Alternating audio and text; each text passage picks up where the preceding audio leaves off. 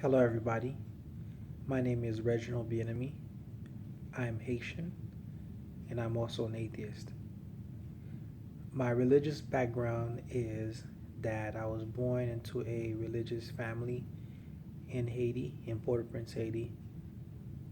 And when we moved to the United States in 1988, my mother, took me to church, but Protestant churches, and I used to go and hang out and try to find peers to play with, like exchange video games, whatnot. I wasn't really into the religious aspect, but yeah, even back then, I, would, uh, think about what they're talking about and kind of find some things, to be weird. But my uncle had introduced me to the idea of religion when he took me to a Catholic church, and he told me that God, what God is, which in my mind as a child was basically everything that is good, and the devil was everything that was bad. So it was a very basic concept that I took for granted, that I thought that everybody, you know, understood and thought and shared and was trying to live by. So eventually, as a teenager, I used to go and visit different churches, um, depending on what friends I was hanging around, and eventually this pastor named Pastor George basically convinced me to, uh, I guess, give my life to Jesus. He had given me some chick tracts, and I read one, and I got on my knees and I did the Lord's Prayer. This was about 16 years old, and I took I took it very serious at the time. For example, I had stopped having sex for almost 2 years, um, because it was important for me to maintain my integrity, because I've seen I've seen other people who basically were not living up to what I thought was the, I guess, Christian thing to do. So when I made my commitment, I just wanted to do my best, and I was able to hang tough for a minute. And after high school, I joined the army in order to pay for my college. And not too long after that, 9/11 happened, and I found myself in Iraq. And that was important because it was in Iraq that I started reading the Bible from the beginning. I felt that I thought that I was a Christian, and well, I knew I was a Christian at the time, and I thought I was gonna die. So I wanted to know what was gonna happen to me when I get to heaven, because that was rarely explained to me in church. So long story short, before I started reading the Bible, I told myself that I was gonna erase everything that I've been told about the book and just start from the beginning and ask every single question that came to mind. So I had my Bible, which I used to carry in my assault pack as a good luck charm. So I had my Bible, I had a notepad, and I started writing down questions. Um, Eventually, I got to Isaiah, and then it was time for us to go back to the United States. When I got back to the U.S., I asked to speak to my pastor. I attended this church called New Vision Emmanuel Haitian Baptist Church in Miami. So I spoke to the pastor, Pastor Ronald, and I told him about my concerns about what I read, which mostly dealt with the violence in the Old Testament. And to my surprise, he wasn't really too familiar with some of the things that I was telling him.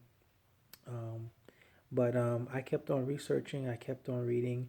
I stumbled upon a website full of contradictions, and I remember going through every one of them to verify that there were contradictions, and it just snowballed.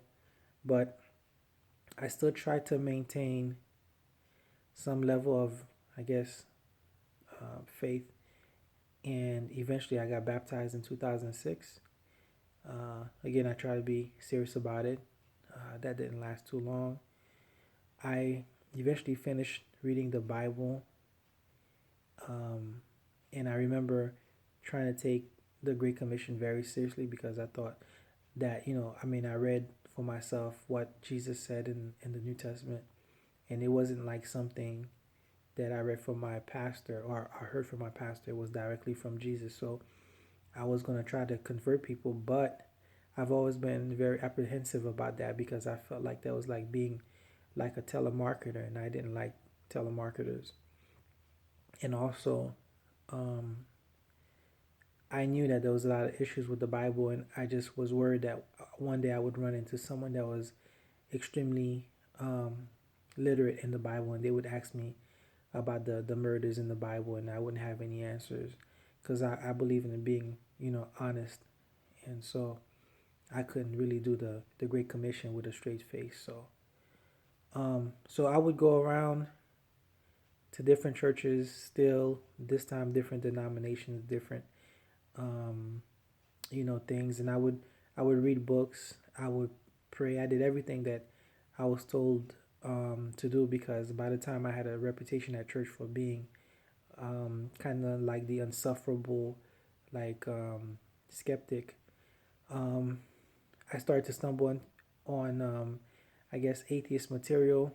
I discovered the atheist experience. I read more books, and finally in 2009, I went to a local meetup of atheists, and I discovered that they were regular, normal people, and that was it for me. So August of 2009, I became an atheist. Eventually, I was challenged to read the Quran, and I eventually completed the entire Quran as well. My friend thought it would be good for me to save my soul, but it didn't work. The Quran is not any better. It did not convince me to become Muslim. So in 2010, the Haitian earthquake happened in Haiti, and then Pat Robertson said what he said, and it was a horrible statement. He's a horrible man. But unfortunately, I knew that a lot of my fellow Haitians who were Christians wouldn't have too much to say about it because, they believe in that kind of superstition, and they believe in the same God that he did. So eventually, after attending a local atheist convention, I decided to start a group for Haitian skeptics called Haitian Free Thinkers. And so we've been active for about 4 years now, and it's great. Uh, so that's my background and how I became an atheist. Basically, the long story short is that I read the Bible. That's the main reason why I'm an atheist. Um, the reason I think it's important for you to be out and proud to be secular is because um, there's a sense of freedom that comes with it, and what can I say? We have I don't know, we're just, I hate to say we're better, but I mean, we're I mean, the people I know are really good secular people. Like, they're really good people, and they're very educated, and I love that about the secular community. I can't speak for everyone, but that's been my experience. So I just think that it's good that we are able to show who we are and make it normal. Long story short, yeah. So that's my story. Thank you for the opportunity, and I hope to hear from you guys in the future. So take care.